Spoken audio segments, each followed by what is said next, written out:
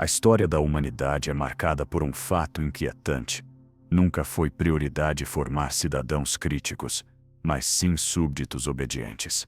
Desde as primeiras civilizações, o conhecimento foi um privilégio reservado às elites, enquanto ao povo se entregavam migalhas de instrução para que apenas soubesse o essencial: obedecer, produzir e calar-se. Chamaram-lhe educação, mas na realidade era um sistema cuidadosamente desenhado para administrar a ignorância. E é essa ignorância que ainda hoje alimenta a maquinaria da política moderna. No Egito faraônico, os escribas dominavam a arte de ler e escrever. Mas o camponês só precisava saber o suficiente para cultivar os campos e pagar tributos. Na Grécia clássica, enquanto se falava em democracia, escravos e mulheres eram excluídos do acesso ao conhecimento. Roma aperfeiçoou o modelo pão e circo para as massas, retórica para os senadores. A ignorância nunca foi acidental, foi planejada, cultivada e convertida numa ferramenta de dominação. Quando pensamos em educação, imaginamos-la como uma ponte rumo à liberdade. No entanto, ao observarmos com atenção a história, descobrimos que desde o início foi concebida como um instrumento de controle. O conhecimento, nas suas formas originais, nunca foi projetado para chegar a todos. Foi um privilégio cuidadosamente reservado a poucos. Na antiga Mesopotâmica, os escribas dominavam a escrita cuneiforme, mas ao camponês ensinava-se apenas o necessário para cumprir tributos e obrigações imperiais. O mesmo aconteceu no Egito, enquanto faraós e sacerdotes guardavam os mistérios dos deuses e das ciências. Os trabalhadores mantinham-se numa ignorância funcional que garantia a estabilidade do poder. Não era um descuido, era uma estratégia. Ensinar a ler e escrever às massas significaria abrir portas à crítica, à rebelião, à possibilidade de questionar a autoridade. Assim, desde os albores da civilização, a educação foi um privilégio seletivo e a ignorância, uma política de Estado não declarada, mas eficaz. E é aqui que devemos compreender algo crucial. A ignorância não surge da casualidade nem da falta de recursos, mas de um desenho consciente. Os primeiros impérios descobriram que um povo informado podia ser perigoso, enquanto um povo ignorante, entretenido e ocupado em sobreviver, era um recurso dócil, manipulável e eterno.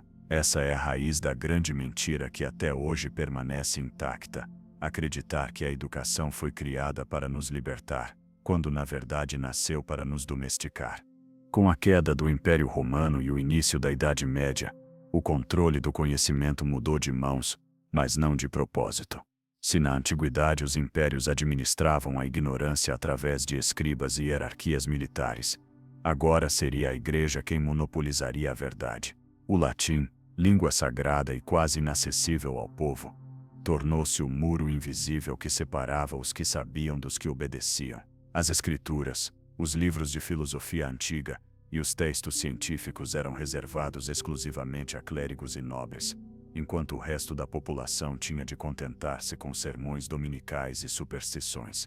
Isso não era coincidência.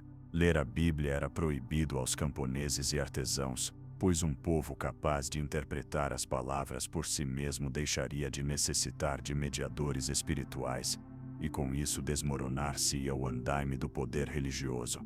Os mosteiros transformaram-se em verdadeiras fortalezas do conhecimento, mas também em prisões do saber. Lá copiavam-se à mão textos de Aristóteles, Platão ou Cícero, não para difundi-los, mas para guardá-los trancados. O acesso limitava-se a poucos privilegiados, enquanto milhões viviam mergulhados na escuridão da ignorância. A educação, em vez de emancipar, transformou-se em catecismo. Aprender passou a significar memorizar dogmas, não raciocinar, obedecer mandamentos, não questionar. Quem ousasse desafiar essa lógica era condenado como herege, como demonstra o destino de pensadores perseguidos, desde Giordano Bruno até proto-reformadores, que se atreveram a afirmar que cada homem podia ser dono da sua fé. Durante quase 1000 anos, a Europa viveu sob esta política silenciosa: a ignorância como virtude, o silêncio como obediência e a fé como substituto do pensamento crítico. Mas o mais inquietante é que não apenas se mantinha o povo na escuridão, como se cultivava ativamente essa escuridão. A pregação misturava-se com medo, ensinava-se ao povo a temer o inferno, a desconfiar da razão e a aceitar que o seu lugar no mundo era trabalhar para sustentar quem falava em nome de Deus. Assim, a política medieval encontrou na religião um instrumento perfeito: manter as massas ocupadas com a salvação da alma, enquanto a elite governava corpos e terras. Este monopólio do conhecimento foi tão bem sucedido, que mesmo quando surgiram os primeiros sinais de mudança, como a invenção da imprensa no século XV, a reação da Igreja foi imediata: censura, perseguição e controle rígido do que podia ser impresso. O conhecimento continuava sendo um privilégio que, se escapasse das mãos certas, poderia acender fogareiros de revolução. E isso era inaceitável para o poder. A Idade Média, mais do que uma época obscura, foi uma época brilhantemente concebida para manter o povo na escuridão. Uma fase onde a educação não significava abrir mentes, mas fechá-las à chave. E este modelo de ignorância planejada seria a base sobre a qual se construiriam os sistemas políticos modernos. Governos que compreendiam que nada fortalece mais o seu poder do que um povo incapaz de questionar aquilo que lhes é dito. A queda da Idade Média e o nascimento da modernidade marcaram uma viragem crucial na história da educação, mas não necessariamente no sentido que costumamos imaginar. Dizem-nos que com o Renascimento, a Ilustração e a Revolução Científica, a humanidade despertou de um longo sono de ignorância para entrar na era da razão. Contudo, esse despertar não foi para todos. As elites perceberam que o conhecimento era demasiado poderoso para ser liberado sem controlo, por isso administraram-no de forma nova, sob a forma da escola moderna. A ignorância já não seria imposta pela proibição do acesso aos livros, como na Idade Média, mas por um sistema de instrução em massa cuidadosamente desenhado para domesticar as massas e garantir a obediência política. O exemplo mais claro deste processo encontra-se na Prússia dos séculos 8 e 19. Ali, após derrotas militares e conflitos internos, o Estado compreendeu que precisava de cidadãos mais disciplinados e soldados mais obedientes. Não se tratava de formar pensadores ou filósofos, mas de criar um sistema educativo capaz de moldar cada criança numa peça funcional da maquinaria estatal. Assim nasceu o famoso modelo prussiano de educação: salas uniformes com filas de carteiras, horários estritos, sinos que marcavam o ritmo como numa fábrica, exames para medir a obediência e castigos para corrigir qualquer desvio. O objetivo não era aprender a pensar, mas aprender a obedecer. O fascinante, e ao mesmo tempo aterrador, é que este modelo foi tão eficaz que rapidamente se exportou para o resto do mundo. Estados Unidos, Inglaterra, França e posteriormente América Latina adoptaram-no como uma solução mágica para organizar sociedades inteiras. Disseram-nos que era um triunfo da democracia, que finalmente todas as crianças podiam ir à escola, mas o que aparentemente era um avanço escondia uma armadilha monumental.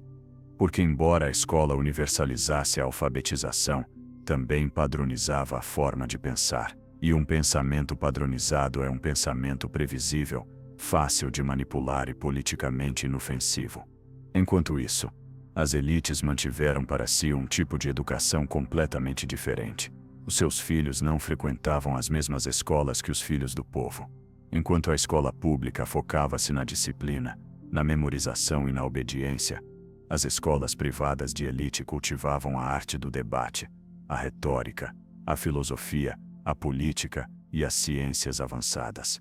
Em outras palavras, aos pobres treinava-se para trabalhar, aos ricos preparava-se para governar. E esta divisão educativa tornou-se a base silenciosa da política moderna, um povo educado para não questionar frente a uma elite educada para liderar. Podemos vê-lo em figuras históricas concretas. Os líderes políticos e pensadores da modernidade, desde Montesquieu e Rousseau até aos pais fundadores dos Estados Unidos, tinham acesso a bibliotecas privadas, tutores pessoais e círculos intelectuais exclusivos. Em contraste, As crianças camponesas eram enviadas para escolas onde aprendiam o suficiente para ler um catecismo, assinar documentos e obedecer ordens. A brecha era tão ampla que parecia invisível. O povo acreditava que pela primeira vez estava educado, quando na realidade estava sendo treinado para não se rebelar contra o sistema. O século XIX consolidou este engano com força. As revoluções industriais exigiam mão de obra dócil, capaz de suportar jornadas longas em fábricas sem protestar demasiado. E a escola tornou-se no laboratório perfeito para treinar essa docilidade. Os sinos que marcavam o início e o fim das aulas simulavam as sirenes das fábricas. As carteiras em fila imitavam a disciplina militar. Os exames não mediam criatividade, mas a capacidade de repetir o que a autoridade dizia. E os castigos ensinavam que sair da norma era perigoso. O sistema era tão eficaz que conseguiu algo surpreendente: convencer as massas de que estavam recebendo um presente, a educação, quando na realidade recebiam uma programação para aceitar o seu lugar na hierarquia social. Mas o poder político não tardou a descobrir uma vantagem ainda maior. Um povo educado desta maneira era mais fácil de governar. Os cidadãos aprendiam a respeitar hierarquias, a cumprir ordens, a aceitar castigos e recompensas, e a não questionar demasiado as decisões de quem estava acima. A escola tornou-se num ensaio geral da política. O professor representava o governante, os exames o sistema de avaliação social, e a obediência às regras o contrato social imposto de cima. Assim, a educação não apenas preparava trabalhadores, mas também eleitores dóceis, soldados obedientes e cidadãos que confundiam submissão com civismo. Ao mesmo tempo, a política moderna encontrou nesta ignorância planejada um terreno fértil para crescer. As pessoas podiam ler e escrever, sim, mas não lhes ensinava-se a interpretar criticamente a informação. Sabiam somar e subtrair, mas não compreendiam como funcionava a economia que os explorava. Podiam recitar datas patrióticas, mas não questionavam quem escrevia a história. Construiu-se então um povo semi-educado suficientemente instruído para produzir e consumir, mas suficientemente ignorante para não se rebelar. E essa fórmula, nascida na modernidade, continua sendo a base da política atual. Neste ponto, devemos reconhecer algo perturbador: a modernidade não nos libertou da ignorância. Apenas lhe deu um novo uniforme. A Idade Média usava a fé para impor silêncio. A modernidade usa a escola para impor obediência. E a ironia é que muitos aplaudem este modelo, convencidos de que a educação em massa é a grande conquista da civilização. Mas de que adianta saber ler, se não nos ensinam a questionar o que lemos? De que serve conhecer fórmulas matemáticas, se não entendemos como os poderosos manipulam a economia? De que vale cantar hinos patrióticos, se não compreendemos que essas mesmas bandeiras foram desenhadas para nos dividir e manter sob controle? O nascimento da escola moderna não foi, portanto, um triunfo do povo, mas uma vitória silenciosa do poder. E o mais inquietante é que este sistema, que surgiu há mais de 2 séculos, permanece intacto até hoje. As mesmas filas de carteiras, os mesmos horários rígidos, as mesmas avaliações repetitivas, as mesmas narrativas patrióticas. Só mudou a decoração, mas não a essência. E essa essência é clara: manter as massas educadas para obedecer, não para pensar. O século XX marcou um ponto de não retorno na história do controle social. Se a Idade Média tinha usado a fé para moldar consciências, e a modernidade havia padronizado a obediência através da escola, o novo século trouxe consigo uma ferramenta ainda mais poderosa: a propaganda. Nunca antes na história, os governos tiveram a capacidade de falar simultaneamente a milhões de pessoas, moldando emoções, fabricando consensos e criando inimigos invisíveis. E o mais inquietante é que a escola, longe de opor-se a este fenômeno, tornou-se sua aliada silenciosa. A Primeira Guerra Mundial foi o laboratório perfeito. Os estados compreenderam que não bastava ter exércitos bem treinados, precisavam de cidadãos dispostos a sacrificar-se por causas que, muitas vezes, nem sequer compreendiam. Foi então que a propaganda assumiu um papel central. Cartazes, jornais, discursos e canções foram usados para convencer milhões de homens de que morrer no front era um dever honroso. Mas esta manipulação não teria sido possível sem um terreno previamente cultivado. A escola já tinha ensinado as crianças a memorizar hinos patrióticos, a venerar bandeiras e a obedecer sem questionar. A sala de aula preparava a mente, a propaganda acendia o coração. Com a chegada do rádio e, posteriormente, da televisão, a política descobriu que podia moldar não só o que as pessoas pensavam, mas como pensavam. Governos autoritários como o de Mussolini em Itália, Hitler na Alemanha ou Stalin na União Soviética, entenderam que a educação tradicional não era suficiente. Tinha de ser acompanhada por um bombardeamento constante de mensagens que transformassem a ignorância em fé cega.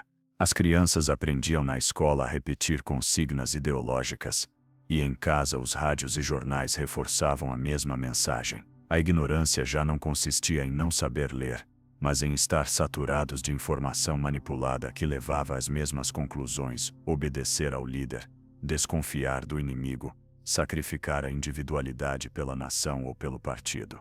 O mais aterrador é que este fenômeno não se limitou a regimes totalitários. Nas democracias ocidentais também foram aplicadas técnicas de propaganda, embora de forma mais sutil. Nos Estados Unidos, durante a Guerra Fria, as escolas ensinavam que o comunismo era uma ameaça existencial e que a única saída era a defesa do mundo livre. Os manuais escolares eram cuidadosamente editados para glorificar o sistema capitalista e apresentar qualquer alternativa como perigosa. Os filmes de Hollywood tornaram-se noutro instrumento de propaganda: heróis americanos que salvavam o mundo, inimigos caricaturizados que representavam a ameaça vermelha. A ignorância refinou-se, já não consistia em carecer de conhecimento, mas em ter um conhecimento enviesado, manipulado e direcionado para uma narrativa única. Na América Latina, este modelo replicou-se de forma desigual, mas com o mesmo objetivo: manter os povos sob controle. Enquanto se falava em modernização e progresso, as escolas ensinavam histórias oficiais que apagavam as lutas indígenas, minimizavam a exploração colonial e glorificavam caudilhos que na realidade tinham servido aos interesses das elites. Nas décadas de ditaduras militares, os sistemas educativos foram diretamente intervencionados para garantir que as novas gerações crescessem obedientes e politicamente passivas. A televisão, que chegava cada vez a mais lares, reforçava essa narrativa: entretenimento vazio, novelas e notícias cuidadosamente selecionadas. A união entre escola e propaganda foi tão eficaz que criou um cidadão modelo para a política moderna. Alguém capaz de ler, escrever e trabalhar, mas incapaz de analisar criticamente o que via e ouvia. Uma pessoa que conseguia discutir apaixonadamente sobre um jogo de futebol ou uma novela televisiva, mas que aceitava sem resistência cortes nos direitos, corrupção ou guerras disfarçadas de patriotismo. Em outras palavras, um cidadão educado para ser funcional, mas ignorante para ser manipulável.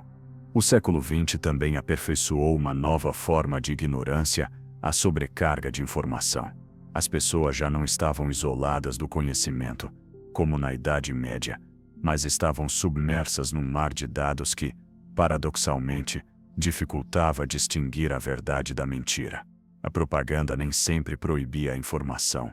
Muitas vezes simplesmente enterrava-a sob camadas de distrações. Quanto mais ruído havia, menos capacidade tinha o cidadão de pensar criticamente. E aqui a escola voltou a falhar. Nunca ensinou a discernir, a comparar fontes ou a questionar narrativas. Treinou apenas para memorizar o que era apresentado como oficial. No final do século XX, com a queda do Muro de Berlim e o auge da globalização, muitos acreditaram que a manipulação ideológica chegava ao fim. Mas a verdade era outra: a ignorância planejada havia mudado novamente de disfarce.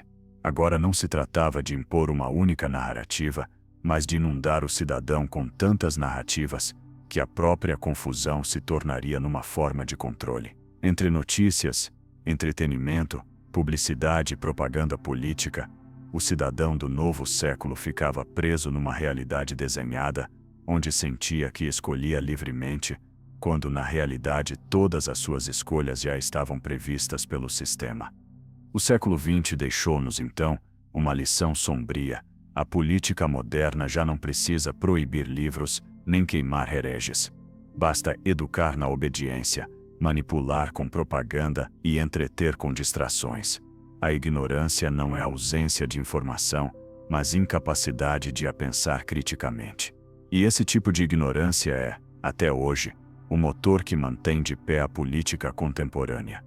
O século XXI começou com uma promessa que parecia revolucionária: a internet seria a grande ferramenta para democratizar o conhecimento. Pela primeira vez na história, qualquer pessoa, independentemente da sua origem ou classe social, teria acesso a bibliotecas inteiras, pesquisas científicas, enciclopédias, fóruns de debate e a possibilidade de aprender autonomamente. Disse-nos que tínhamos entrado na era da informação, que a ignorância seria derrotada pelo poder de um clique. No entanto, o que poucos viram vir é que o excesso de informação também pode ser usado como arma. O que parecia uma revolução do conhecimento acabou por converter-se numa nova estratégia de controle, a ignorância digital. O mecanismo é sutil, mas devastador. Em vez de proibir livros ou censurar ideias, como ocorria na Idade Média, agora trata-se de afogar a verdade num oceano de distrações. As redes sociais, transformadas no coração da vida moderna, oferecem constantemente notícias, imagens, vídeos e opiniões. O fluxo é tão intenso que, longe de esclarecer, gera confusão. E uma mente confusa é muito mais fácil de manipular do que uma mente vazia. Antes, a ignorância consistia na falta de acesso ao conhecimento. Hoje, consiste em estar saturado de dados que impedem distinguir o essencial do irrelevante. A política moderna descobriu rapidamente este novo terreno. Já não era necessário monopolizar a informação, como nos séculos passados, bastava fragmentá-la, distorcê-la e apresentá-la em doses desenhadas para moldar emoções. Os algoritmos das redes sociais, supostamente neutros, priorizam aquilo que gera mais interação, normalmente conteúdos polarizantes, superficiais ou carregados de emoções primárias como medo e raiva. Assim, milhões de pessoas passam horas diante de ecrãs acreditando que se informam, quando na realidade apenas consomem narrativas desenhadas para dividir, entreter e mantê-las distraídas dos problemas estruturais. O mais inquietante é que esta dinâmica encaixa perfeitamente com a educação que recebemos. A escola do século XX treinou-nos para memorizar, não para analisar criticamente, para obedecer, não para questionar. Desta forma, quando a avalanche digital chegou, a maioria não tinha as ferramentas para distinguir a verdade da manipulação. As notícias falsas não são apenas um problema tecnológico, são a consequência de uma educação que nunca nos ensinou a pensar, mas a repetir. E é essa fraqueza que a política moderna aproveita para se sustentar. A abundância de exemplos. Em campanhas eleitorais, já não se ganha com grandes discursos filosóficos nem com debates racionais. Ganha-se com frases curtas que cabem num tweet, com memes que apelam à emoção, com vídeos virais que circulam no WhatsApp e TikTok. O cidadão moderno, educado para não aprofundar, reage instintivamente, partilha sem verificar, repete sem refletir, indigna-se sem compreender. A política encontrou na ignorância digital uma mina de ouro. Um povo hiperconectado, mas desconectado do pensamento crítico. Além disso, a sobrecarga de informação gera um fenômeno ainda mais perverso, a ilusão de saber. Hoje, milhões de pessoas confundem o acesso ao Google com conhecimento real. Acham que por terem informação ao alcance da mão são donos da verdade, quando na realidade são escravos do que um algoritmo decide mostrar-lhes. Essa ilusão de saber é talvez mais perigosa do que a ignorância absoluta, porque cria cidadãos seguros das suas opiniões, mas incapazes de questionar as fontes que as geram. A política moderna, explora esta ilusão magistralmente. Os governos já não precisam de censurar. Basta financiar exércitos de bots, influenciadores pagos ou campanhas digitais que posicionem certos temas, enquanto enterram outros. A ignorância já não é ausência, mas abundância seletiva. E o resultado é um cidadão aprisionado em bolhas informativas, onde acredita estar bem informado, mas só recebe o que confirma os seus preconceitos. Assim, fortalece-se a polarização, destrói-se o debate público e converte-se a democracia num espetáculo emocional, em vez de exercício racional. Neste novo século, o entretenimento também se fundiu com a política como nunca antes. A televisão já abrira a porta, mas foram as redes sociais que consolidaram a política como um reality show. Os líderes não precisam de propostas sólidas, basta escândalos, frases espertas ou discussões ao vivo para captar a atenção de milhões. A ignorância digital transforma o cidadão em espectador e o político em actor. A política moderna já não se baseia em governar, mas em gerar espectáculo, e quanto mais ignorante for o público, mais fácil será manipulá-lo com emoções rápidas. O mais alarmante é que este modelo não é acidental, está desenhado. Os algoritmos, a publicidade segmentada, os discursos populistas e a educação medíocre funcionam como engrenagens de uma mesma máquina. Uma máquina que produz cidadãos que sabem muito do irrelevante e quase nada do essencial. Pessoas capazes de citar estatísticas do seu time de futebol ou detalhes de uma série da Netflix, mas incapazes de explicar como funciona o sistema tributário que as oprime, a economia que as empobrece ou as leis que restringem as suas liberdades. A ignorância digital não é casual, é a estratégia perfeita da política moderna. Em conclusão, o século XXI não nos libertou da ignorância, mas transformou-a num produto atraente, cativante e até viciante.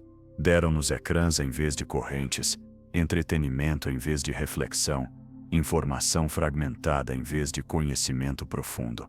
E o mais inquietante é que este modelo é tão eficaz que muitos acreditam estar a viver a era mais livre da história, quando na realidade estamos presos numa prisão invisível, a prisão da ignorância digital, desenhada para que nunca questionemos o poder que nos governa. A democracia, em teoria, nasceu como um sistema baseado no poder do povo, a ideia de que cada cidadão com voz e voto podia decidir o rumo da sua sociedade. Desde a antiga Atenas até as revoluções modernas, a democracia foi apresentada como a grande conquista da liberdade, o antídoto contra tiranias e absolutismos. No entanto, no século XXI, essa promessa parece mais frágil do que nunca. Não porque os votos tenham desaparecido, mas porque os eleitores foram moldados por uma educação que os prepara mais para obedecer do que para questionar, e por uma avalanche digital que fabrica consensos pré-fabricados. A ignorância, planejada desde a escola e aperfeiçoada nas redes sociais, tornou-se no motor oculto da política moderna. O cidadão do século XXI tem acesso a mais informação do que qualquer geração anterior, mas, paradoxalmente, é um dos mais manipuláveis. As eleições já não se ganham em praças públicas com longos discursos, mas em segundos de atenção captados num feed do Facebook ou TikTok. Os partidos políticos contratam especialistas em neuromarketing, analistas de Big Data e exércitos digitais que conhecem melhor os eleitores do que eles próprios. Cada clique, cada gosto e cada busca no Google tornam-se num dado para prever emoções, medos e desejos. A política já não persuade com argumentos, manipula com algoritmos. É aqui que a ignorância planejada revela toda a sua magnitude. A escola nunca nos ensinou a ler criticamente um título, a contrastar fontes, a identificar manipulação. Ensina-nos a memorizar e repetir, não a analisar. Por isso, quando chegam ondas de notícias falsas ou campanhas de desinformação, o cidadão médio não possui as ferramentas para se defender. E a ironia é que muitos acreditam estar exercendo a sua liberdade ao partilhar informação nas redes, quando na realidade se tornaram instrumentos involuntários de propaganda. A democracia esvazia-se de conteúdo, quando os eleitores não escolhem baseados em análise, mas em emoções desenhadas. Pensemos em exemplos recentes, eleições onde milhões votam movidos pelo medo de uma ameaça inexistente. Referendos que dividem países com base em campanhas cheias de mentiras, líderes populistas que sobem ao poder com discursos simplistas que apelam à raiva, frustração ou ressentimento. O voto continua universal, mas a capacidade de compreender as consequências dessa decisão está cada vez mais enfraquecida.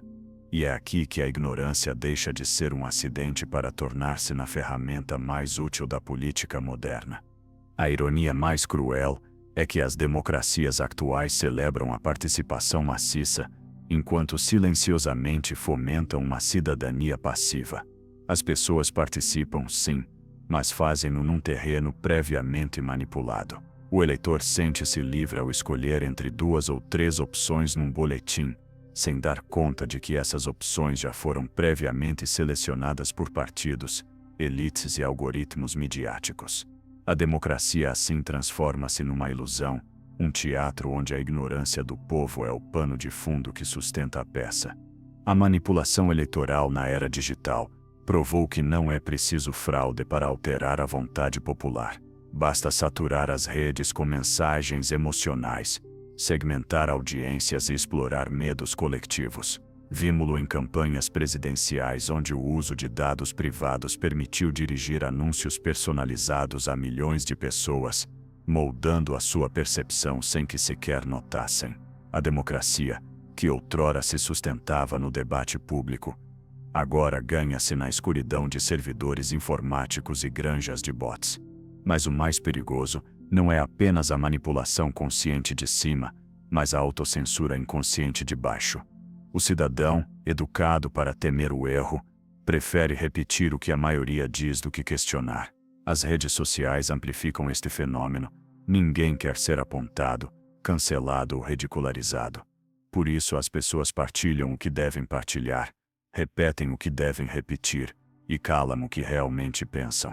Assim, a democracia, que deveria ser o espaço da pluralidade, transforma-se num coro uniforme, onde a ignorância disfarçada de consenso reina sem resistência.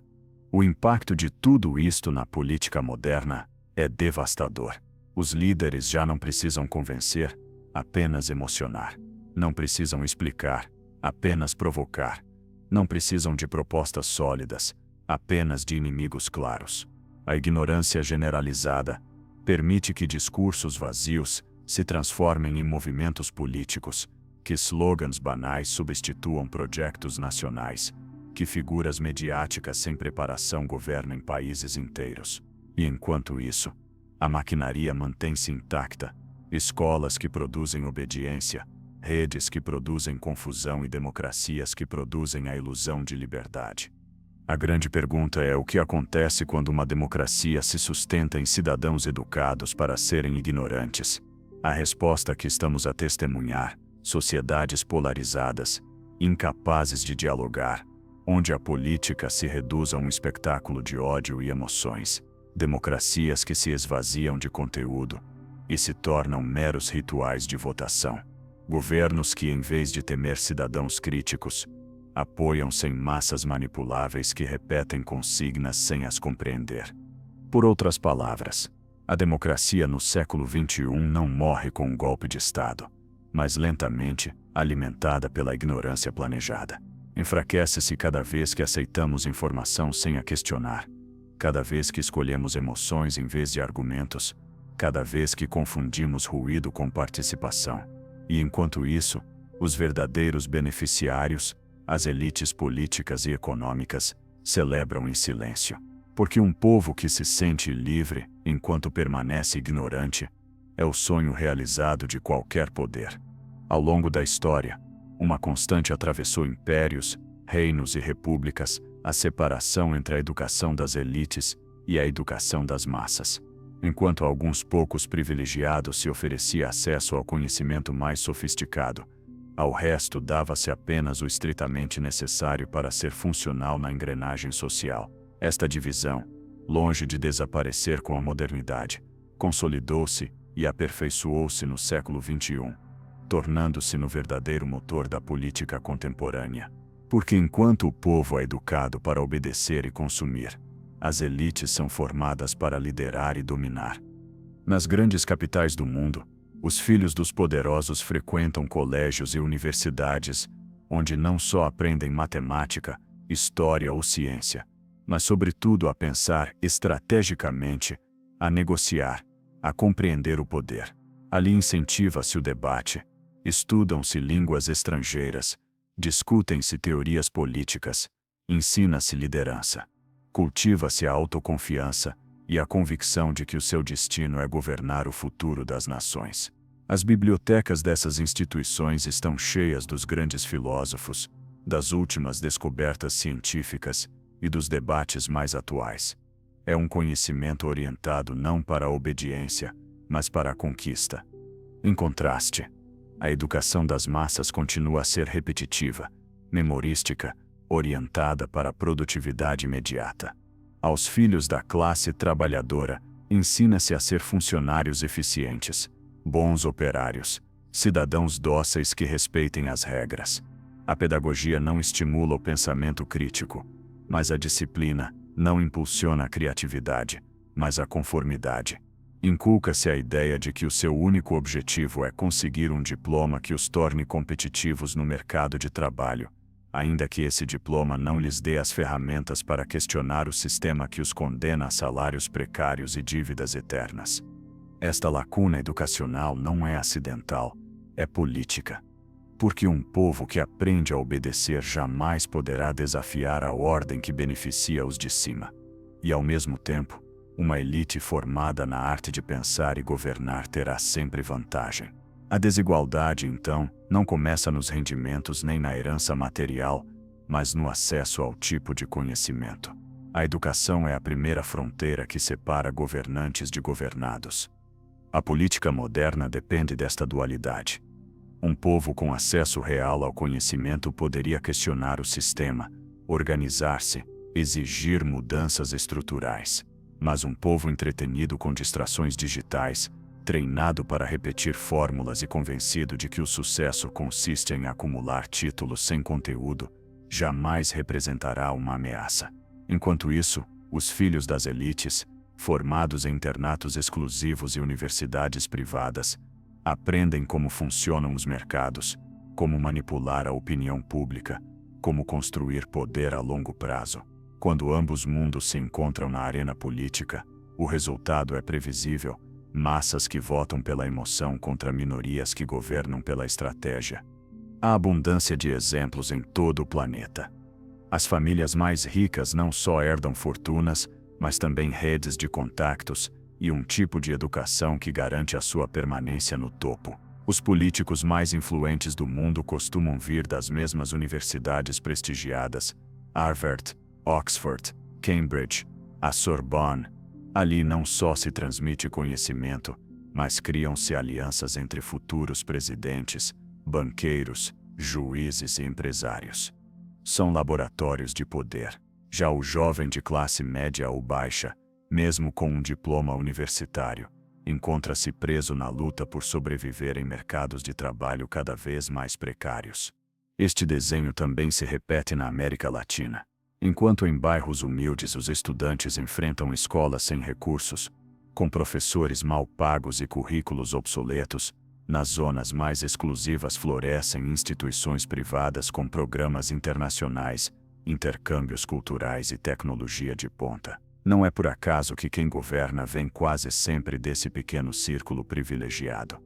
Desde crianças são formados não para obedecer, mas para mandar. Enquanto isso, a maioria aprende a aceitar que o seu papel na sociedade é produzir, pagar impostos e aplaudir as promessas dos líderes que, geração após geração, saem das mesmas elites.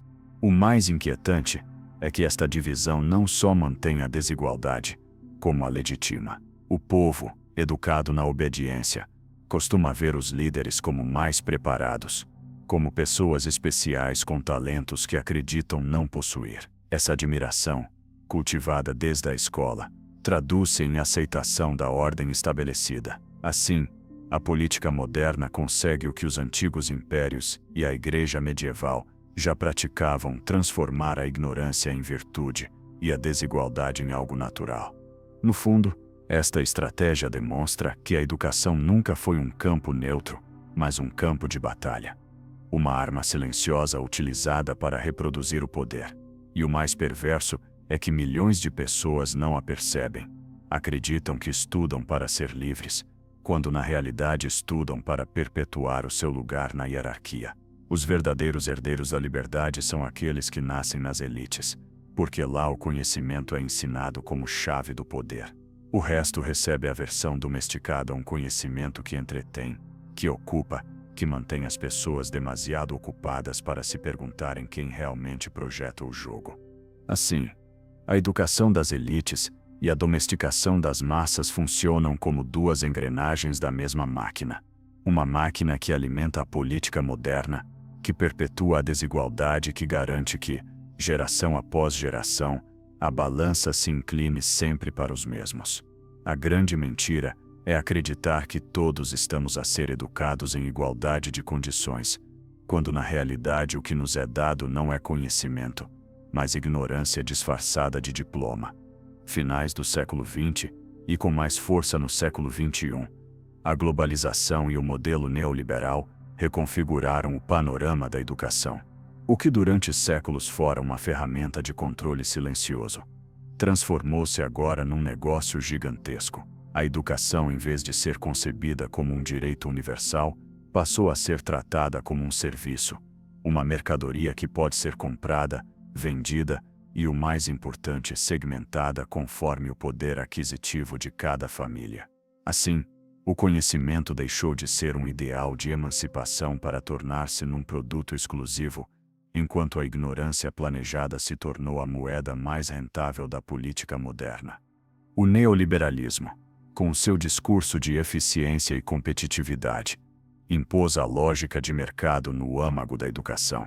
As universidades deixaram de ser espaços de pensamento crítico e transformaram-se em corporações que competem entre si para atrair estudantes clientes. As propinas dispararam. As dívidas estudantes tornaram-se cadeias invisíveis que escravizam gerações inteiras.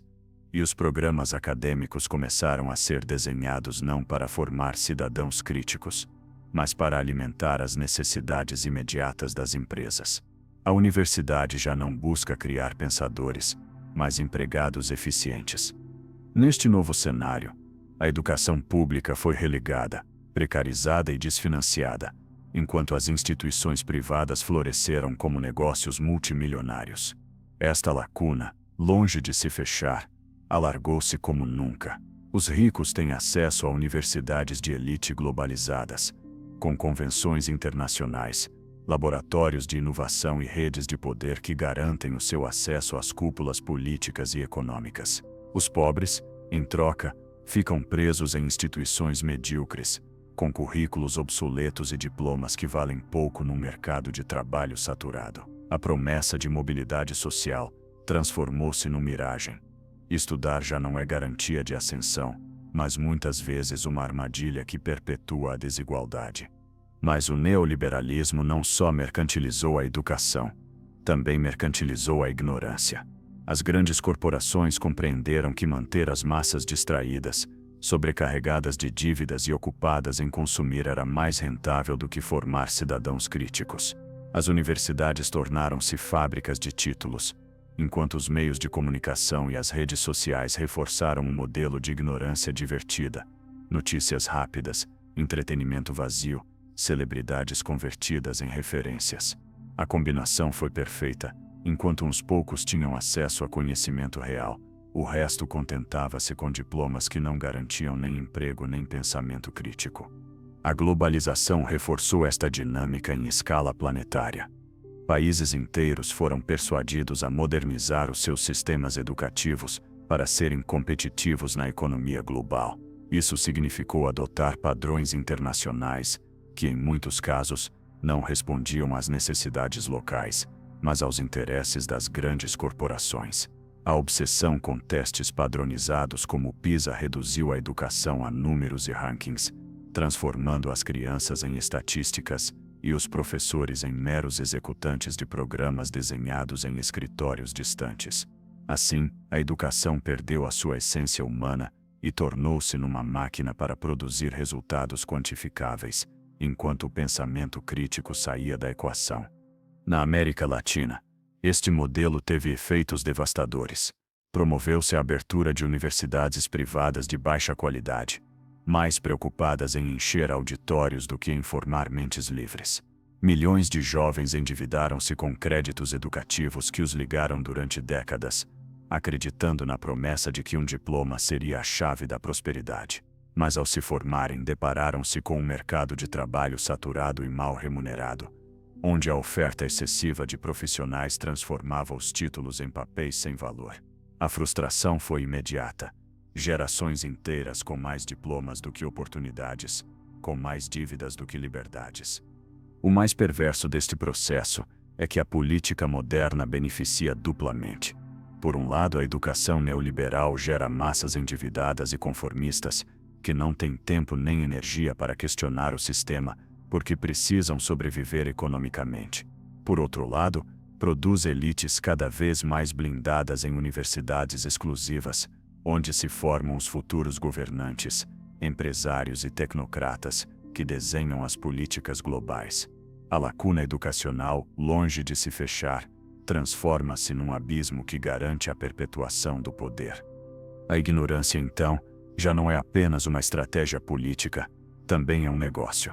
Um cidadão mal informado consome mais entretenimento, compra mais produtos inúteis, endivida-se mais facilmente e vota de acordo com emoções manipuladas. Em contraste, um cidadão crítico representa um risco, questiona, exige, incomoda. Por isso, no contexto do neoliberalismo, a ignorância planejada tornou-se no produto mais rentável do mercado global.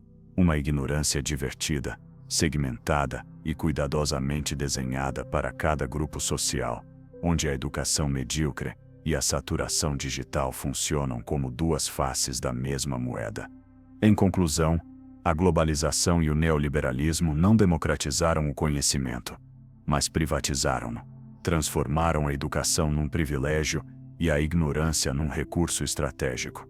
E neste modelo, a política moderna encontrou seu maior aliado, um povo que acredita estar a estudar para ser livre, quando na realidade está a pagar para ser domesticado. Se há um terreno onde a ignorância planejada revela toda a sua potência, é na economia. Porque não se trata apenas de manipular eleições ou manter o controle político.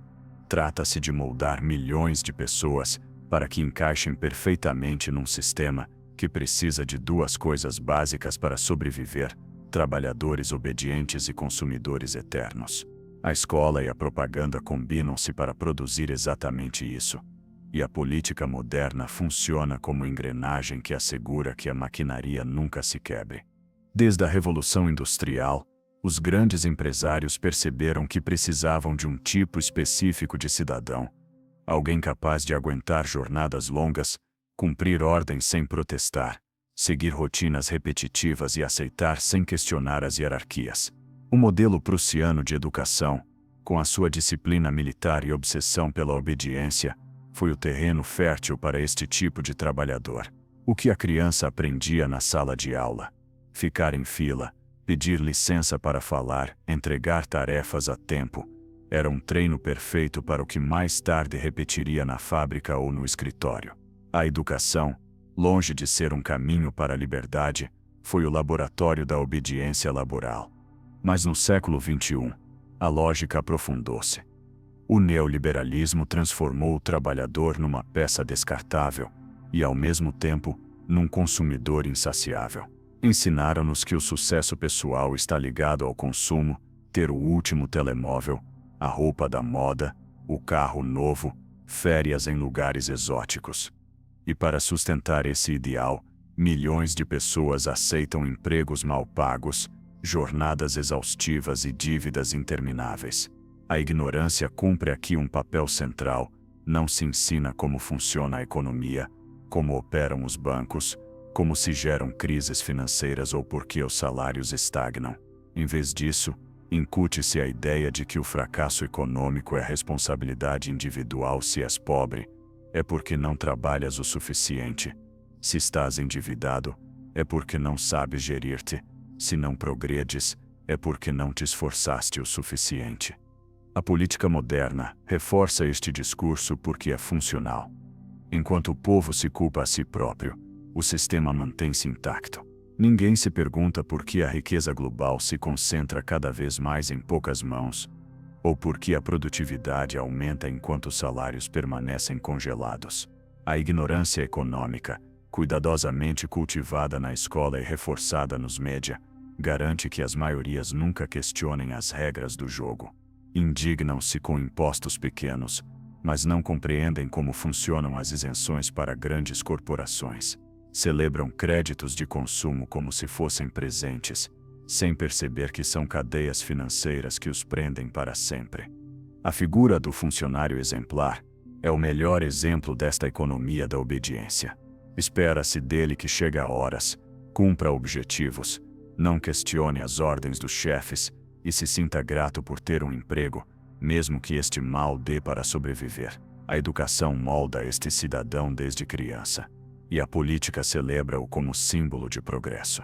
Mas o que na realidade se produz é um exército de trabalhadores conformistas, dispostos a entregar o seu tempo e energia em troca de um salário que, na maioria dos casos, apenas garante a sobrevivência. Ao mesmo tempo, promove-se um segundo papel, o de consumidor compulsivo. O cidadão moderno é treinado para trabalhar, e com o dinheiro que recebe, devolvê-lo imediatamente ao sistema através do consumo. A publicidade, reforçada por algoritmos, transforma cada desejo em necessidade, cada insegurança numa oportunidade de compra. E aqui a ignorância volta a jogar o seu papel. Poucos sabem como funciona o crédito, como se geram juros, como se manipula o desejo. Em vez de ensinar economia crítica nas escolas, ensina-se a somar e subtrair, enquanto o adulto assina contratos de dívida que nem sequer entende. O círculo fecha-se perfeitamente. O trabalhador, educado para obedecer, aceita condições laborais precárias. Com o salário compra bens e serviços, que o mantêm entretenido e distraído. Como o salário nunca chega, recorre ao crédito. E a dívida obriga-o a trabalhar ainda mais, preso num ciclo que parece pessoal, mas que na realidade é estrutural. O sistema político e econômico sustenta-se graças a esta ignorância planejada. Trabalhadores que não se rebelam e consumidores que não param de gastar. O mais inquietante é que este modelo não só perpetua a desigualdade, como anestesia a possibilidade de transformação social. Porque um cidadão endividado e esgotado dificilmente terá tempo ou energia para se organizar politicamente, questionar o sistema ou lutar por mudanças profundas. A ignorância econômica mantém-no preso numa roda que gira sem parar, produzir, consumir, endividar-se e obedecer. E a política moderna assegura-se de que nunca faltem discursos motivacionais que transformem essa roda num ideal. Trabalha duro e vais conseguir. O sucesso depende de ti. Quem quer pode. Mantras que escondem a verdade mais dura que a economia está desenhada para que poucos ganhem sempre e a maioria perca sempre. Neste sentido, a ignorância torna-se no recurso mais valioso do capitalismo moderno. Não é a falta de dados, mas a incapacidade de os compreender que garante a estabilidade do sistema. A gente sabe usar cartões de crédito, mas não entende como essas dívidas financiam os bancos. Sabe poupar para comprar um carro, mas não compreende como juros e impostos o condenam a pagar 3 vezes o seu valor. Sabe aplaudir um político que promete emprego, mas não questiona que tipo de emprego, nem em que condições. Assim, a política e a economia alimentam-se mutuamente de uma cidadania treinada para funcionar, mas não para pensar. Em conclusão, a economia do século XXI não só precisa de trabalhadores, precisa de obediência. Não só precisa de consumidores, precisa de compulsão. E tudo isto só é possível porque a ignorância foi cuidadosamente planejada desde a escola até a fábrica, desde a sala de aula até o supermercado. A política moderna não se sustenta apenas em discursos, mas na certeza de que milhões de cidadãos jamais compreenderão como opera o sistema que os explora. A ignorância planejada não impacta apenas a política e a economia. Penetra também na cultura, nos desejos, na forma como as pessoas constroem a sua identidade e como imaginam o seu futuro. E é aqui que o seu poder se torna quase invisível. Porque quando um povo aceita a ignorância, não como imposição externa, mas como parte da sua própria forma de viver, o controle torna-se absoluto. Já não são necessárias correntes físicas nem censura brutal. Basta cultivar uma mentalidade conformista, entretenida e psicologicamente domesticada. O sistema cultural moderno é desenhado para produzir indivíduos que acreditam pensar livremente, quando na realidade as suas aspirações e sonhos são moldados do exterior. A publicidade, os mídia e as redes sociais não só vendem produtos, vendem também estilos de vida, ideais de sucesso e modelos de felicidade. Um jovem educado na obediência escolar exposto à avalanche cultural digital aprende rapidamente que o seu valor não depende do seu pensamento crítico, mas do que possui, da imagem que projeta e do reconhecimento que recebe em forma de gostos e seguidores. A ignorância transforma-se então numa identidade, não se mede pelo que se sabe, mas pelo que se aparenta. Psicologicamente, isto gera uma paradoxa devastadora. Por um lado, incute-se a ideia de que cada indivíduo é livre para escolher quem quer ser. Mas, por outro, todas essas escolhas são pré-desenhadas pelo mercado e pela política. Oferece-se escolha entre marcas, entre ideologias pré-fabricadas, entre modas passageiras. A verdadeira liberdade, pensar para além desses limites, torna-se praticamente inexistente. E como a educação não ensina a questionar, mas a obedecer, a maioria das pessoas nem sequer percebe que os seus desejos não são próprios, mas implantados. O impacto cultural desta ignorância planejada é visível na forma como definimos o sucesso. Em vez de procurar desenvolvimento interior, conhecimento profundo ou participação comunitária, ensina-se a medir o valor humano em termos de dinheiro, fama e consumo. Um cidadão crítico poderia perguntar-se por que estas metas são consideradas universais. Um cidadão ignorante simplesmente aceita-as e dedica a vida a persegui-las. E nessa perseguição constante, o sistema encontra outra vantagem: milhões de pessoas que jamais questionam o modelo porque estão demasiado ocupadas a tentar sobreviver a ele. As consequências psicológicas são ainda mais preocupantes. A ignorância planejada gera ansiedade coletiva, um vazio existencial que se disfarça de ambição. As novas gerações crescem presas num círculo de comparação constante, onde as redes sociais agem como espelhos deformadores que amplificam inseguranças. A educação, incapaz de dar-lhes ferramentas para se compreenderem, deixa-os indefesos perante a avalanche cultural. Resultado: jovens com títulos acadêmicos mas sem propósito, com acesso à informação infinita, mas sem capacidade de discernimento, com milhares de seguidores mas profundamente sozinhos. A saúde mental torna-se assim numa das vítimas mais silenciosas desta ignorância planejada. A depressão, a ansiedade e a sensação de vazio não são meros problemas individuais, são sintomas de uma cultura que nunca ensinou a pensar criticamente, a questionar o sistema, a construir sentido. O cidadão ignorante não é só mais obediente no trabalho e mais manipulável na política. Também é mais frágil psicologicamente, porque vive num mundo que exige constantemente consumir, aparentar e competir, sem oferecer ferramentas para compreender quem é realmente. A política moderna, longe de combater este problema, explora-o. Líderes populistas e corporações utilizam a fragilidade emocional das massas para manipular as suas decisões. Campanhas baseadas no medo, discursos que apelam ao ressentimento, publicidades que reforçam inseguranças, tudo faz parte do mesmo ciclo. Um povo psicologicamente vulnerável é mais fácil de controlar. E como a educação nunca lhe ensinou a questionar, acaba por aceitar a ignorância emocional como normalidade. Culturalmente, o efeito é devastador.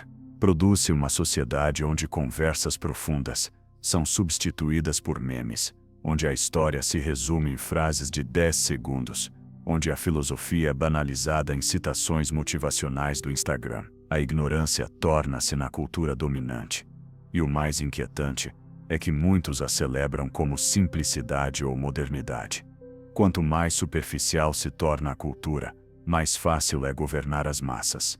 Em definitivo, o impacto cultural e psicológico da ignorância planejada é talvez o mais perigoso de todos, porque atua de dentro. Já não se trata de correntes visíveis, mas de prisões emocionais. Já não é o professor que manda calar na sala de aula, nem o político que censura um discurso. É o próprio cidadão que internaliza a ignorância como estilo de vida. E enquanto isso acontecer, a política moderna terá garantido seu alimento um povo que vive na superfície, que confunde consumo com liberdade, que foge da reflexão porque o incomoda, e que jamais ameaça o poder porque nem sequer percebe a magnitude da sua escravidão. Se a escola foi o primeiro laboratório da obediência, e a política o palco onde essa obediência se traduz em poder, os meios de comunicação e a indústria do entretenimento são os templos modernos, onde a ignorância se transforma em cultura de massas. Através de ecrãs, músicas, séries, filmes e notícias, a política descobriu a maneira de alcançar cada lar e moldar o pensamento coletivo, sem que a maioria o perceba. A educação formal termina nas salas de aula, mas a educação cultural nunca para. Está ativa cada vez que ligamos a televisão, desbloqueamos o celular ou ouvimos o rádio. Desde o século XX, a imprensa, o rádio e depois a televisão transformaram-se nas ferramentas mais eficazes para moldar a percepção social. Não era necessário reprimir abertamente o povo. Bastava decidir que notícias mostravam, que vozes amplificavam e que realidades ficavam em silêncio. A ignorância, neste caso, já não era ausência de informação, mas manipulação seletiva. O povo acreditava estar informado, mas na realidade só via uma parte da realidade, cuidadosamente filtrada para sustentar a ordem política e econômica. O entretenimento de massas reforçou este modelo com um toque ainda mais sofisticado. Transformou a ignorância em prazer. Enquanto as elites discutiam filosofia em universidades exclusivas, as massas eram seduzidas com desportos, novelas, concursos e espetáculos que lhes ofereciam uma válvula de escape emocional. Não se tratava de mero ócio inocente, mas de um mecanismo calculado. Pão e circo na Roma antiga, mas com formato digital. Quanto mais entretida estiver uma sociedade, menos energia terá para questionar. Com a chegada da internet e plataformas de streaming, esta lógica alcançou um nível global. Hoje, o cidadão médio passa horas a consumir conteúdo que raramente lhe dá ferramentas críticas. O algoritmo, tal como a escola e os políticos, decide o que vais ver, ouvir e até pensar. A lógica é simples: oferecer o que mais retém a tua atenção, mesmo que seja superficial ou irrelevante. Porque quanto mais tempo passares diante do ecrã, mais rentável és como consumidor. E nessa rentabilidade, a ignorância torna-se no produto estrela. A política moderna entendeu que não era necessário controlar diretamente cada meio. Bastava que as corporações, guiadas pelo interesse econômico, produzissem o conteúdo que mantivesse as pessoas distraídas. Um cidadão que investe a sua energia em seguir séries intermináveis, reality shows ou discussões triviais nas redes sociais tem menos capacidade de se indignar com a corrupção, a desigualdade ou a manipulação. A ignorância transforma-se assim numa anestesia cultural. Não dói, porque entretém. A paradoxa é que vivemos na era de maior acesso à informação e, ao mesmo tempo, na era da maior banalidade. Podemos ler ensaios filosóficos online, mas preferimos memes virais. Temos acesso a bibliotecas digitais infinitas, mas dedicamos mais tempo a vídeos de segundos que apelam ao riso fácil. A ignorância já não precisa ser imposta por decreto. Basta oferecer distrações atraentes, desenhadas para que a gente escolha voluntariamente não pensar. E o mais inquietante é que esse não pensar normaliza-se como cultura. Os mídia tradicionais, também cumprem um papel-chave na política moderna. Informam sim, mas informam convenientemente. A linha editorial de um canal de notícias depende dos interesses dos seus donos e dos vínculos que mantém com partidos e corporações. Não é por acaso que certos escândalos são amplificados enquanto outros são silenciados. O cidadão médio, educado na obediência e sem ferramentas críticas, não distingue manipulação de informação. Indigna-se quando lhe dizem que deve indignar-se. Acalma-se quando o discurso oficial pede calma e celebra promessas que nunca se cumprem. O resultado é um círculo perfeito. A escola prepara o cidadão para aceitar verdades oficiais. Os média escolhem quais verdades ver, e o entretenimento mantém-no suficientemente distraído para não questionar. A política, então, não precisa recorrer à censura aberta. Basta assegurar-se de que as vozes críticas sejam minoria no meio do ruído ensurdecedor do trivial. Neste cenário, a ignorância cultural torna-se um modo de vida. A gente debate com paixão sobre o final de uma série, mas permanece indiferente a leis que afetam o seu futuro.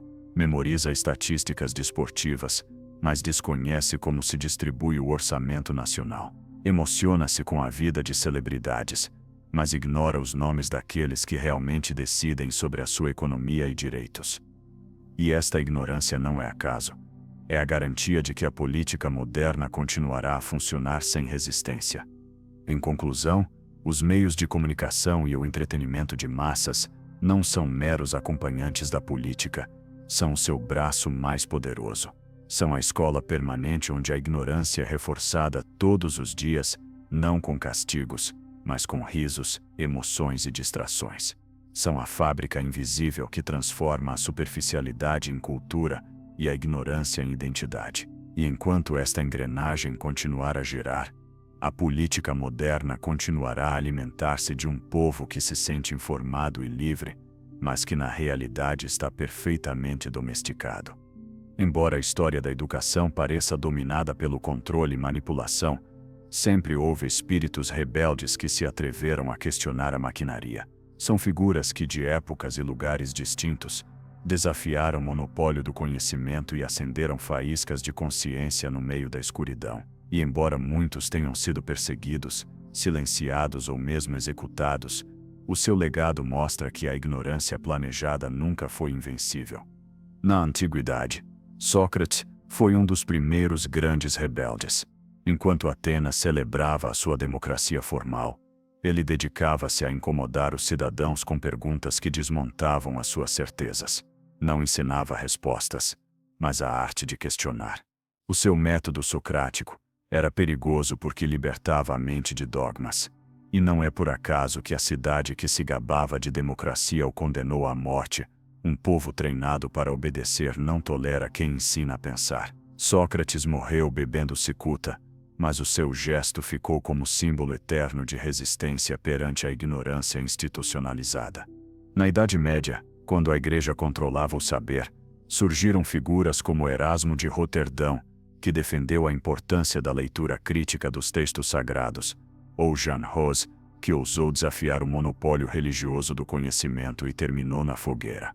Mais tarde, Martinho Lutero impulsionou a reforma não só como revolução espiritual, mas como revolução do conhecimento ao traduzir a Bíblia para o alemão. Rompeu a muralha que mantinha o povo dependente dos clérigos. Esse simples ato, permitir que qualquer um lesse o texto sagrado, foi um ato radical de resistência contra a ignorância planejada da Igreja medieval.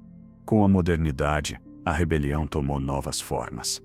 Galileu Galilei desafiou a visão oficial do universo e foi obrigado a retratar-se, mas a sua ciência abriu o caminho a uma forma diferente de ver a realidade. Voltaire, Rousseau e Diderot escreveram contra o absolutismo e divulgaram ideias de liberdade, sabendo que arriscavam censura e perseguição. A enciclopédia, publicada em França no século XVIII, foi uma tentativa monumental de democratizar o conhecimento, um desafio direto a quem queria mantê-lo fechado em bibliotecas privadas. Cada livro impresso, cada ideia divulgada, foi um ato de resistência contra séculos de ignorância cultivada. Nos séculos XIX e XX, Pensadores como Karl Marx e Friedrich Engels denunciaram que a educação servia aos interesses das classes dominantes. Antônio Gramsci falou da hegemonia cultural e explicou como o poder não se sustentava apenas com armas, mas também moldando a mente do povo. Paulo Freire, na América Latina, transformou esta ideia em pedagogia com a sua célebre Pedagogia do Oprimido. Ensinar a ler não era só decifrar palavras, era aprender a ler o mundo, a compreender a realidade e a transformá-la. Freire tornou-se no símbolo de que a educação podia ser uma arma de libertação, não de domesticação. Os movimentos sociais também foram espaços de resistência.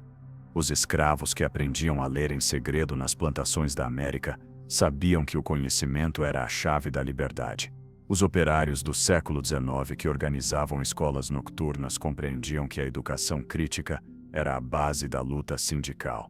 Os estudantes de maio de 68 em Paris, ou os movimentos de Córdoba na Argentina em 1918, desafiaram a ideia de que a universidade devia servir às elites e exigiram conhecimento ao serviço do povo. Contudo, a resistência nunca foi fácil. Cada rebelde do conhecimento pagou um preço: marginalização, prisão, exílio ou morte. Mas o que inspira é que, apesar da repressão, as sementes sempre germinaram.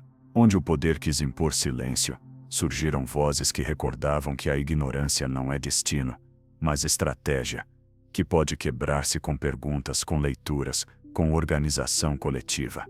Hoje, no século XXI, a resistência contra a ignorância planejada continua, embora enfrente um inimigo mais sofisticado, não um livro proibido, mas uma avalanche digital que banaliza a reflexão. Os rebeldes atuais não enfrentam fogueiras, mas algoritmos que enterram as suas vozes. Não os cala a Inquisição, mas a saturação de um sistema que transforma qualquer ideia profunda num simples poste deslocado pelo seguinte. Ainda assim, continuam existindo filósofos, educadores, jornalistas e ativistas que lutam para manter viva a chama do pensamento crítico. São herdeiros de Sócrates, Galileu, Freire. São lembranças de que a ignorância planejada pode ser poderosa, mas nunca absoluta. A grande lição desta resistência histórica é clara. O conhecimento sempre encontrará frestas por onde se infiltrar. Por mais correntes que lhe sejam impostas, sempre haverá alguém disposto a quebrá-las. E esse é o medo mais profundo da política moderna, que no meio da multidão obediente, surja uma mente crítica que contamine outras. Porque a história mostra que um único livro, uma única ideia, uma única pergunta podem incendiar consciências e transformar sociedades. O século XXI vendeu-nos a promessa de que a tecnologia nos libertaria. Internet, telemóveis inteligentes, redes sociais e agora a inteligência artificial apresentaram-se como o caminho para uma sociedade mais informada, conectada e consciente. Mas por detrás dessa narrativa otimista, esconde-se uma paradoxa inquietante. As mesmas ferramentas que poderiam democratizar o conhecimento transformaram-se em armas de manipulação em massa. A ignorância planejada já não é imposta de um púlpito ou de uma sala de aula rígida. Agora disfarça-se de algoritmo, de aplicação gratuita, de assistente digital. A tecnologia atual tem um poder que nenhuma instituição do passado alguma vez teve a capacidade de conhecer cada indivíduo melhor do que ele próprio. Cada pesquisa no Google, cada vídeo que vemos, cada gosto nas redes sociais, transforma-se num dado que alimenta um perfil invisível. Estes perfis não são neutros, são usados para prever emoções, moldar desejos e direcionar decisões políticas e econômicas. O cidadão já não precisa ser reprimido ou doutrinado explicitamente. Basta que um algoritmo lhe mostre exatamente o conteúdo que confirma as suas crenças, o que o faz sentir seguro ou o que o indigna no momento certo. A ignorância neste cenário já não significa não ter informação, mas viver encerrado numa bolha digital desenhada à medida. A inteligência artificial elevou este fenômeno a um nível ainda mais sofisticado. Hoje existem sistemas capazes de gerar discursos políticos, campanhas publicitárias e narrativas inteiras que parecem autênticas, mas que são produtos calculados para manipular emoções. Bots automatizados difundem mensagens nas redes, fazendo crer a milhões que certas ideias são populares quando na realidade são fabricadas. A política moderna já não precisa convencer em debates abertos, basta contratar especialistas em dados e programadores que manipulem a conversa digital. A democracia joga-se em servidores e algoritmos, não em praças públicas. O mais inquietante é que este controle é quase invisível. Um cidadão medieval sabia que o conhecimento era proibido porque a Bíblia estava em latim. Um cidadão moderno sabia que a escola o treinava na obediência, porque repetia o que o professor dizia. Mas hoje o cidadão digital acredita ser livre porque pode aceder a milhões de páginas web. Não percebe que cada pesquisa, cada notícia e cada vídeo foram filtrados, priorizados e editados para o guiar a uma conclusão predeterminada. A ignorância já não é imposta, é escolhida inconscientemente. Contudo, a tecnologia também oferece uma fresta de esperança. Tal como na Idade Média uns poucos se atreveram a traduzir textos proibidos, hoje existem comunidades que utilizam a inteligência artificial e as redes para educar criticamente, difundir informação independente, abrir espaços de debate que escapam ao controle dos grandes mídia. A mesma ferramenta que nos pode acorrentar também nos pode libertar, dependendo de como a usamos. O problema não está na tecnologia em si, mas em quem a controla e com que propósito. A pergunta que define o nosso tempo é simples e brutal. Será a inteligência artificial um instrumento de emancipação ou a prisão mais sofisticada já construída? Porque se continuar nas mãos de corporações e governos cujo interesse é a manipulação, é provável que a ignorância planejada atinja níveis nunca vistos. Uma ignorância interativa, personalizada, desenhada para que cada cidadão viva na sua própria ilusão, incapaz de ver para além do seu ecrã. Uma prisão mental onde o carcereiro não é um professor nem um político, mas um algoritmo invisível. Mas se conseguirmos apropriar-nos destas tecnologias, elas podem tornar-se na maior ferramenta de resistência da história. Podem abrir acesso a bibliotecas universais, traduzir ideias em segundos, conectar movimentos sociais em tempo real, gerar conteúdos educativos ao alcance de todos. A inteligência artificial pode ser a continuação da tradição de Sócrates, Lutero, Paulo Freire, um meio para democratizar o pensamento crítico e devolver ao povo a capacidade de questionar. Estamos então numa encruzilhada histórica. A mesma ferramenta que nos pode escravizar também nos pode libertar. A mesma inteligência artificial que pode manipular eleições também pode revelar a manipulação. A mesma tecnologia que produz ignorância planejada pode tornar-se no motor de uma consciência coletiva nunca vista. Tudo depende de continuarmos a ser consumidores passivos do que nos oferecem, ou decidirmos usar a tecnologia como arma de resistência. O futuro da política moderna joga-se aqui na capacidade do cidadão de reconhecer que a ignorância já não é imposta a concorrentes, mas com ecrãs, que o inimigo já não está num livro proibido, mas num algoritmo que decide o que vemos. A grande mentira do nosso tempo não é que tenhamos acesso ao conhecimento, mas que esse conhecimento nos chega livremente, e nessa ilusão silenciosa sustenta-se a política do presente. O futuro da humanidade não será decidido apenas em parlamentos, urnas eleitorais ou cimeiras internacionais. Será decidido num terreno muito mais silencioso, a batalha pelo conhecimento. Porque a ignorância planejada, aperfeiçoada ao longo de séculos, está a entrar numa nova fase. Uma fase onde o controle já não dependerá da repressão visível, nem mesmo dos discursos políticos tradicionais, mas da capacidade de moldar a mente de cada indivíduo de forma quase invisível, íntima e personalizada. Imaginemos por um momento um futuro próximo. As salas de aula tradicionais, com carteiras alinhadas, foram substituídas por plataformas digitais personalizadas. Cada criança recebe conteúdos adaptados ao seu perfil, não para libertá-la, mas para direcioná-la às competências que o mercado precisa. A educação já não será massiva, será individualizada, mas não para fomentar a criatividade, mas para programar habilidades específicas, uns para a tecnologia, outros para o consumo, outros para a obediência. Uma nova versão do modelo prussiano, agora digitalizada, mais eficaz e mais invisível. A política, neste cenário, já não precisará de campanhas maciças. Com algoritmos capazes de ler emoções e prever comportamentos, bastará enviar mensagens desenhadas para cada eleitor. A manipulação será tão precisa que o cidadão acreditará estar a decidir livremente, quando na realidade estará a seguir um guião escrito para ele. A ignorância planejada atingirá a sua forma mais sofisticada, a ilusão perfeita de liberdade. Mas este futuro não é inevitável. Em paralelo, crescem também os movimentos que buscam quebrar o ciclo. Filósofos contemporâneos, educadores alternativos e comunidades digitais estão a propor novas formas de aprender e pensar. A educação livre, crítica e colaborativa está a emergir em espaços fora do controle oficial, desde projetos de conhecimento aberto até universidades populares que desafiam a lógica do mercado. Se a tecnologia pode acorrentar, também pode abrir frestas na muralha da ignorância. A resistência pode ser global, instantânea e poderosa como nunca antes na história.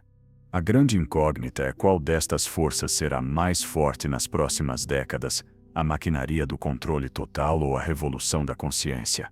Porque enquanto uns apostam num futuro de cidadãos programados para consumir e obedecer, outros sonham com um mundo onde o conhecimento volte a ser um direito e não um privilégio.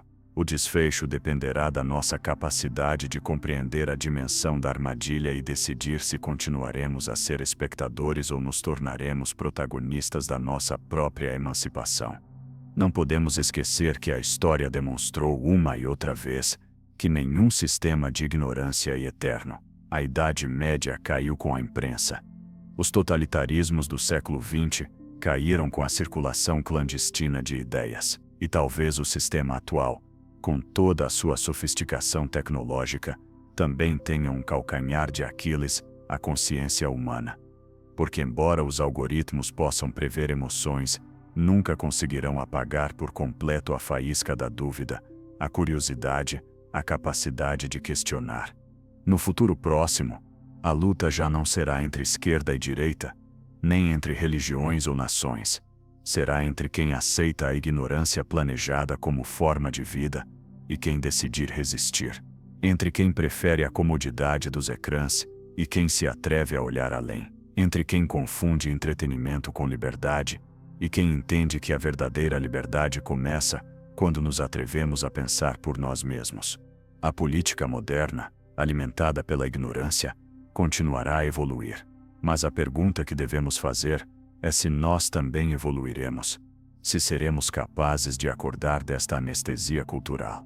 O futuro ainda não está escrito, e nessa incerteza habita a nossa última esperança. Porque a ignorância planejada pode desenhar sistemas cada vez mais sofisticados. Mas sempre haverá a possibilidade de alguém fazer a pergunta incômoda que derrube o castelo de cartas. E talvez, nessa pergunta, nasça a verdadeira revolução da consciência. Ao percorrer a história, desde as primeiras civilizações até a era digital, um padrão inquietante torna-se evidente.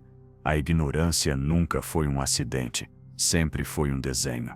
Impérios antigos, igrejas medievais, estados modernos, democracias contemporâneas e corporações tecnológicas compreenderam a mesma coisa: um povo crítico é uma ameaça, mas um povo ignorante é um recurso. E o que começou como uma estratégia rudimentar de exclusão, não ensinar a ler, ocultar livros, falar em línguas inacessíveis, transformou-se num sistema global que atravessa todas as dimensões da vida. A ignorância planejada é, na realidade, o sistema nervoso do poder moderno. Tudo mais, política, economia, cultura, tecnologia, funciona graças a ela. Os governos desenham políticas que se sustentam num povo mal informado. As economias alimentam-se de consumidores que não entendem as regras do mercado. As culturas populares celebram superficialidades que distraem do essencial. As tecnologias, sob o disfarce de liberdade, aprisionam os cidadãos em bolhas digitais que reforçam preconceitos. Nada disto seria possível sem uma educação que, desde o início, molda a mente para obedecer em vez de questionar. O poder moderno não precisa impor correntes visíveis. Basta programar percepções. O cidadão que acredita ser livre porque pode votar, consumir e opinar nas redes sociais não percebe que essas mesmas ações estão enquadradas por limites invisíveis. A democracia transforma-se em espetáculo, o mercado em armadilha de dívidas, a cultura em entretenimento banal e a tecnologia em vigilância disfarçada de conveniência. E no meio de tudo isto, a ignorância cumpre a sua função, manter a ilusão de liberdade enquanto reforça a servidão. Filosoficamente, esta estratégia assenta num princípio claro: controlar o que a gente acredita saber é mais eficaz do que controlar o que ignora. Não se trata de esvaziar mentes, mas de enchê-las com narrativas desenhadas. Por isso, a ignorância moderna não significa ausência de informação, mas saturação de dados sem compreensão. A mente humana transforma-se num campo de batalha, onde verdade e mentira já não se distinguem, e onde a confusão é a arma mais poderosa do poder. O mais inquietante é que esta ignorância planejada não só molda sociedades, mas também subjetividades. A identidade, as aspirações, as emoções, a forma como os indivíduos entendem o sucesso ou a felicidade, estão condicionadas por este sistema. Um cidadão que mede o seu valor pelo que consome, pelos títulos que acumula ou pelos seguidores que tem, jamais questionará a ordem que o explora. A ignorância não só o governa de fora, como habita-o por dentro. No entanto, a história também ensina que nenhum sistema de ignorância é absoluto. Sócrates incomodou Atenas. Lutero quebrou o monopólio da igreja. Galileu questionou o cosmos oficial. Freire ensinou a ler o mundo. Sempre houve rebeldes que demonstraram que o conhecimento pode escapar das correntes mais fortes. Hoje, essa resistência deve renascer no meio de um cenário mais sofisticado. Algoritmos que decidem o que vemos, narrativas digitais que moldam emoções e uma educação que continua a moldar obediência. A grande batalha do presente e do futuro não será por territórios nem por recursos naturais, mas pela consciência. Quem controlar o conhecimento, controlará o destino humano. E aqui está a paradoxa final. A mesma tecnologia que pode escravizar também pode libertar. A mesma cultura que distrai também pode despertar. A mesma educação que domestica pode tornar-se numa arma de emancipação. Tudo depende de aceitarmos a ignorância como destino, ou a reconhecermos como estratégia. A política moderna sustenta-se numa grande mentira, que somos livres porque sabemos. Mas a verdade é mais dura. Continuamos escravos porque não pensamos. E enquanto a ignorância continuar sendo o sistema nervoso do poder, a humanidade continuará presa na ilusão de liberdade. A pergunta que resta é se teremos a coragem de quebrar esse sistema, de olhar para além das narrativas oficiais e de nos atrevermos como Sócrates, a fazer a pergunta incômoda que o derruba tudo. Se a ignorância planejada tem sido a estratégia do poder desde os albores da civilização, o único antídoto possível é o despertar da consciência. Não um despertar parcial nem superficial, mas um ato profundo de rebeldia interior, que começa com uma pergunta: o que significa realmente ser livre? Porque liberdade não é votar de 4 em 4 anos, nem ter acesso a milhões de dados na internet, nem acumular títulos acadêmicos que o mercado despreza. Liberdade é a capacidade de pensar por si mesmo, de interpretar a realidade sem filtros de poder, de reconhecer as correntes invisíveis que nos rodeiam e decidir quebrá-las. A verdadeira rebelião nunca começa na praça pública, mas na intimidade da mente, onde um cidadão se atreve a questionar o que lhe ensinaram na escola, o que repetem os mídia, o que promovem as redes, onde se atreve a dizer: isso não faz sentido, mesmo que todo o seu entorno insista no contrário. A consciência, quando acorda, é mais perigosa do que qualquer arma, porque não se pode acorrentar facilmente. Pode-se prender um corpo, mas não uma mente que aprendeu a pensar para além do guião. Este despertar, não é cômodo. Exige desaprender, largar crenças, enfrentar verdades incômodas. Exige aceitar que muito do que consideramos normal é, na realidade, produto de uma manipulação cuidadosa, desde os valores que acreditamos universais até os sonhos que perseguimos sem questionar. O despertar da consciência é um terremoto interior, mas também a única forma de reconstruir sobre bases firmes. Ao longo da história, quem se atreveu a acordar pagou um preço. Foram perseguidos, ridicularizados, até eliminados. Sócrates, com a cicuta, Giordano Bruno na fogueira, Galileu obrigado a retratar-se, os rebeldes modernos silenciados por censura ou transformados em caricaturas mediáticas. O poder teme o pensamento livre porque sabe que um cidadão consciente não é manipulável, não é dócil, não é útil para sustentar a maquinaria da ignorância. Mas nunca como agora este despertar foi tão urgente. Porque se em séculos passados bastava quebrar um livro proibido ou fundar uma escola clandestina, hoje o desafio é enfrentar um monstro mais sofisticado, algoritmos que nos conhecem melhor do que nós mesmos. Narrativas digitais que moldam as nossas emoções, distrações infinitas que adormecem a nossa atenção. O despertar da consciência no século XXI exige não só coragem, mas disciplina, aprender a filtrar, a desconectar, a escolher o que consumir e, acima de tudo, a pensar criticamente mesmo diante do que coincide com as nossas crenças. A mudança cultural e política que a humanidade precisa não surgirá de líderes carismáticos, nem de partidos que prometem reformas superficiais. Surgirá de milhões de cidadãos que decidam acordar, educar-se a si mesmos, recuperar o poder de perguntar e construir comunidade. A verdadeira revolução não será transmitida pela televisão, porque não é um evento espetacular, mas um processo silencioso, pessoas que escolhem ler em vez de se distrair, que dialogam em vez de insultar, que investigam em vez de repetir consignas. O despertar da consciência é a última rebelião, porque é a única que o poder não pode controlar por completo. Pode manipular discursos, desenhar algoritmos, infiltrar movimentos sociais, mas nunca conseguirá extinguir totalmente a capacidade humana de questionar. E cada vez que uma consciência acorda, abre a porta para que outras façam o mesmo. É um contágio que atravessa gerações, um eco que ressoa mesmo quando tudo parece perdido. A grande mentira da política moderna não está nos discursos, nem nas promessas não cumpridas. Está na forma como fomos educados. Treinaram-nos para obedecer, memorizar, consumir, calar. Deram-nos títulos em vez de conhecimento, entretenimento em vez de reflexão, informação em vez de verdade. Fizeram-nos acreditar que éramos livres, quando na realidade estávamos a ser cuidadosamente domesticados. Mas a história, desde Sócrates até Paulo Freire, ensina-nos algo crucial. Sempre haverá quem se atreva a abrir os olhos. E esse ato, pequeno em aparência, é o mais revolucionário de todos. Acordar não significa acumular dados, mas aprender a pensar por si mesmo. Não significa rejeitar a tecnologia, mas usá-la com consciência.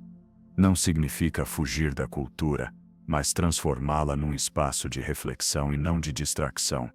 O despertar da consciência tem um preço incomodo, solidão, rejeição. Porque num mundo adormecido, quem pensa diferente sempre parece estranho. Mas também tem uma recompensa infinita, a liberdade interior, a capacidade de não ser arrastado pela corrente, a dignidade de decidir com clareza num mundo que confunde ruído com verdade. A ignorância planejada continuará sendo a coluna vertebral do poder moderno. Mas não tem que ser o nosso destino. Cada pergunta incômoda, cada livro lido com espírito crítico, cada conversa profunda é um ato de rebeldia. E essas pequenas rebeldias são as que, com o tempo, derrubam impérios, religiões e sistemas de controle.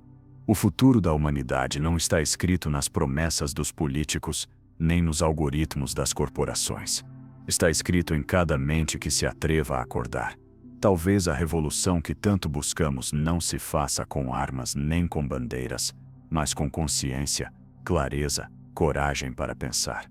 E talvez, quando suficientes consciências ascenderem, descubramos a verdade mais grandiosa de todas. O poder nunca esteve naqueles que nos educaram para sermos ignorantes, mas na nossa capacidade de nos rebelarmos contra essa mentira e construirmos um mundo onde a educação não seja obediência, mas liberdade.